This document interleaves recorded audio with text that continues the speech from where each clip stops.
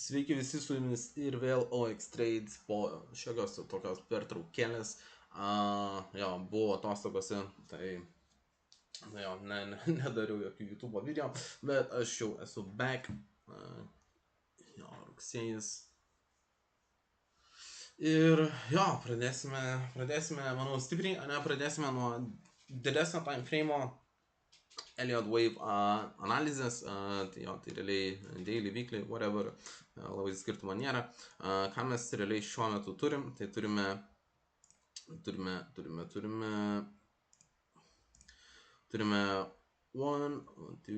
3, 4, 5 in third wave, trečios bangos endas, 4 ir 5. Ketvirtas veivas pabiškai pradeda bottomintis, bet dar nesakyčiau, kad tai yra labai clean bottom. Aš vis tiek norėčiau dar vieno low apie ketvirtą veivą, būtent ir apie šitą būtent vietą pakalbėsime, kai nueisim ant žemesnių time frame'ų, kokie yra scenarijai galimi ir panašiai. Bet esminis dalykas yra koksai, kad aš dar iš esmės tikiuosi dar vieno high, penkto veivo, kuris bus iš esmės jau paskutinis topas, nuo kurio darysim mega shortą ir bus bear ir prasidės high probability, yra didelė tikimybė, kad prasidės bear marketas. Tai trumpai apie didesnį time frame'ą. Tai bullish, highest probability take out a high, bet kokiu atveju dar tikiuosi iš vieno naujo all time high. Gerai, šokam į mažesnį time frame'ą, pakalbėkime aplamai, kas čia vyksta, kas čia yra per scenarijai. Kol kas, prieš šitą visą parodant, pakalbėkime šiaip aplamai, kas čia vyksta. Kol kas, sakyčiau, yra ganėtinai sunku šitą vietą pavadinti kažkokiu impulsu, nes visur yra labai daug overlapo. Galima bandyti skaičiuoti kaip double 1-2, bet ta prasme šičia žymiai užtruko ilgiau negu šičia. Žodžiu, nelabai man gaunasi šitoj vietoj tą suskaičiuoti. Tai iš esmės, kas yra highest probability, kad visas move down yra corrective, ir kas realiai pamečinti su mūsų higher time frame Elliott Wave countu. Ir ką tai reiškia iš esmės? Tai reiškia, kad highest probability yra bet kokiu atveju paimti all time high. All time high. Ir aukščiau.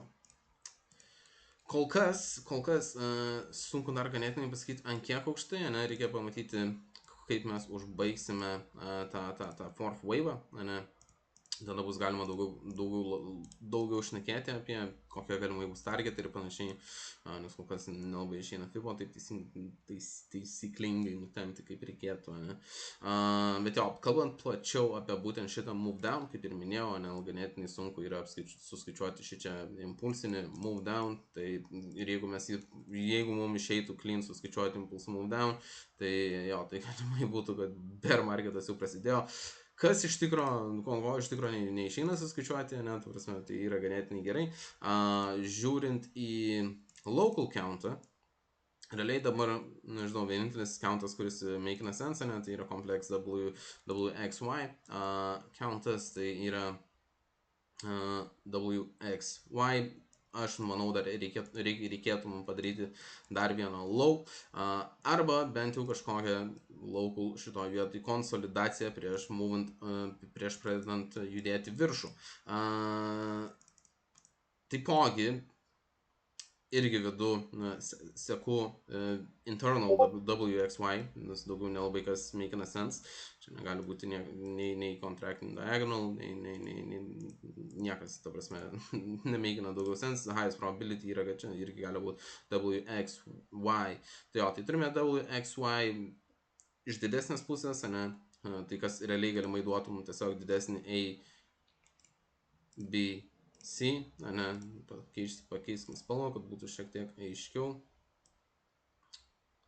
ABC, ir supportas būtų, nežinau, norit atsirašyti, rašykit, nesvarbu, jūsų reikalas.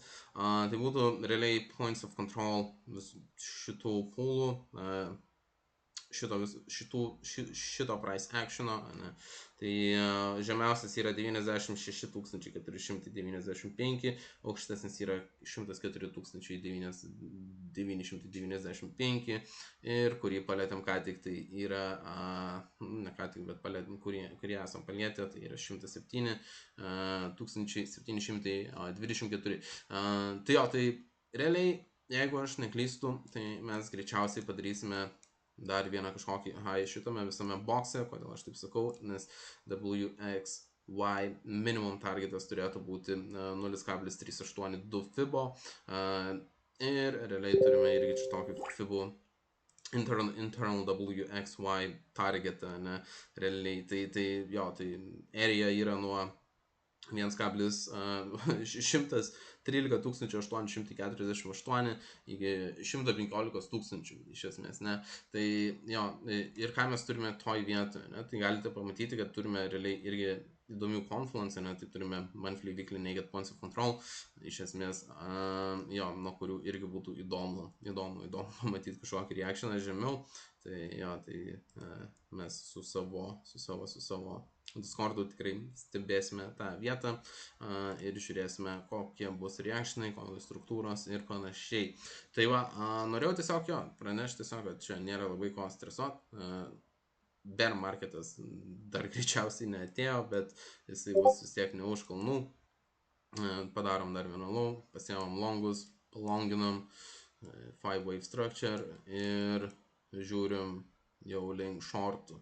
Ta prasme, jo, kol kas irgi, sakau, sunku labai numatyti, koks bus tas tikrasis all time high. Dar galim pakalbėti apie bullish scenarijų. Jeigu visas šitas neįvyksta, koks gali būti kitas scenarijus. Jo, tai čia iš tikrųjų net nesu nuspiešęs, tiesiog paaiškinsiu, jeigu taip įvyksta, kad turėtumėte omeny. Jo, tai da leidžiam, čia yra multiple 1-2s, ne, kas yra ganėtinai rare irgi, ta prasme, nes kalbant apie laiką patį ir kai viskas atrodo, prasme, man čia labiau atrodo, žymiai čia man panašiau yra į corrective price action negu multi 1-2s, bet da leidžiam situaciją, kad čia yra multi 1-2s, tai turime 1-2, turėtume turėti labai didelį 3, 4-5, 4-5, 4-5, ir tada ieškotume 3-wave down retracemento, nuo kurio tada longintume iki minimum all time high ir above.